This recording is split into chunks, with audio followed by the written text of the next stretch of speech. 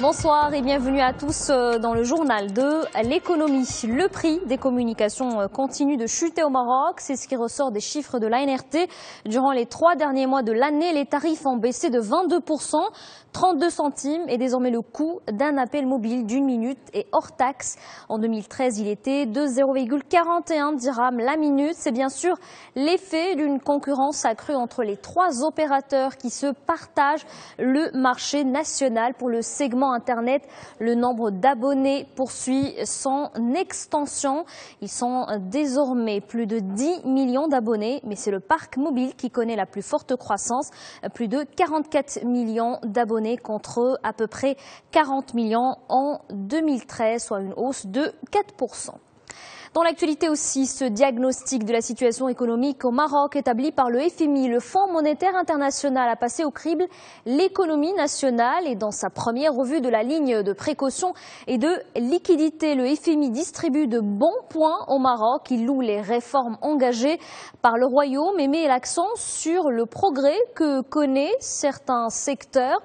Un rapport positif ou presque pour le FMI. Il reste beaucoup à faire pour améliorer la transparence et la gouvernance. Parmi les recommandations de l'institution dirigée par Christine Lagarde, réformer le marché du travail pour faire reculer le chômage.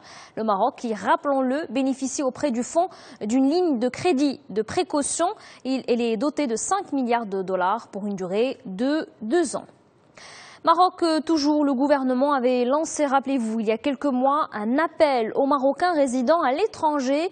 Il les a exhortés à investir davantage au Maroc. Et bien justement, la Caisse centrale de garantie vient de relancer le fonds MDM Invest. Il permet aux Marocains du monde souhaitant créer un projet d'investissement ou étendre un projet existant de bénéficier d'une subvention qui s'élève à 10% du coût du projet.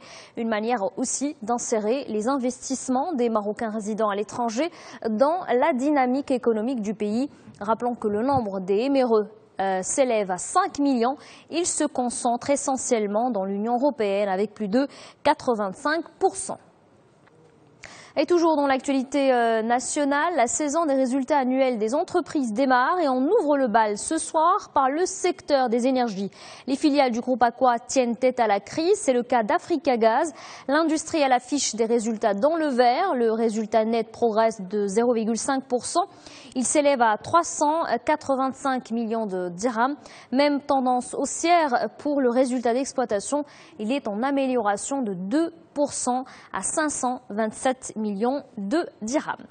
Et de l'autre côté de la Méditerranée, les indicateurs s'orientent vers la hausse. C'est ce qui ressort des derniers chiffres de l'OCDE. Les perspectives de croissance se stabilisent après une phase de ralentissement. Les indicateurs avancés par l'organisation signalent une croissance en amélioration dans certains pays de l'Union européenne.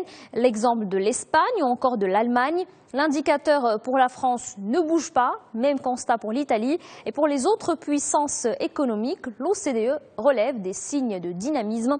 C'est le cas des États-Unis et du Japon.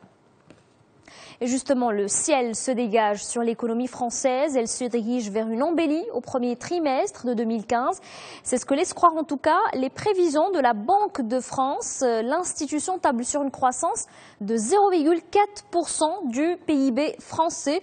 Cette hausse du produit intérieur brut va certainement conforter les estimations du gouvernement Valls. Ce dernier prévoit une croissance de 1% sur l'ensemble de l'année 2015. Et non loin de la France, en Allemagne, les chiffres du commerce extérieur n'ont jamais été aussi bons. L'excédent commercial allemand a atteint l'an passé 217 milliards d'euros, soit une hausse d'environ 11% par rapport à 2013. C'est son plus haut niveau depuis la création de cette statistique. Le pays vient donc de franchir un record. Et on reste en Europe, c'est la guerre des nerfs entre Athènes et ses bailleurs de fonds. La Grèce ne veut pas reculer. La BCE a déjà fermé les robinets de refinancement aux banques du pays. Les tractations s'annoncent difficiles. Les bourses européennes sont donc plombées par cette situation. Le marché parisien joue la prudence. Le CAC 40 finit la séance sur un recul de 0,85%. Et tout comme la place parisienne, d'autres marchés de la zone euro sont aussi dans dans le rouge la place de Milan ou encore Madrid. L'indice vedette de la bourse de Francfort lâche 1,69%. Mais la hausse des cours de pétrole permet de limiter les dégâts à Londres. Le FTSE 100 abandonne 0,24%. Voilà donc pour l'actualité économique. Notre édition se termine ici. Très bonne soirée à tous sur notre antenne.